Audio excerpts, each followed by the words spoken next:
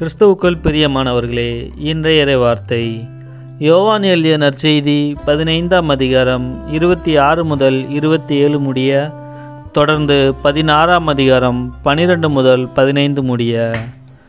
அக்காலத்தில் இயேசு தம் சீடரை நோக்கி கூறியது: தந்தையிடமிருந்து நான் உங்களுக்கு அனுப்பப் போகிற துணையாளர் வருவார்.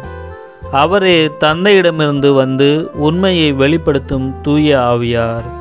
அவர் வரும்போது என்னை பற்றி சான்று பகர்வார். நீங்களும் சான்று பகர்வீர்கள், ஏனெனில் நீங்கள் தொடக்க முதல் என்னோடு இருந்து வருகிறீர்கள்.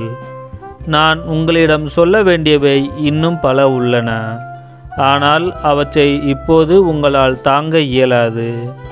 உண்மையை வெளிப்படுத்தும் தூய ஆவியார் வரும்போது அவர் முழு உண்மையை நோக்கி உங்களை வழிநடத்துவார். அவர் தாமாக எதையும் பேச மாட்டார், தாம் கேட்பதையே பேசுவார். வரப்போகிறவற்றை உங்களுக்கு அறிவிப்பார். அவர் என்னிடமிருந்து கேட்டு உங்களுக்கு அறிவிப்பார். இவ்வாறு அவர் என்னை மாட்சிப்படுத்துவார். தந்தையுடையவை யாவும் என்னுடையவே. எனவேதான் அவர் என்னிடமிருந்து பெற்று உங்களுக்கு அறிவிப்பார் என்றேன்.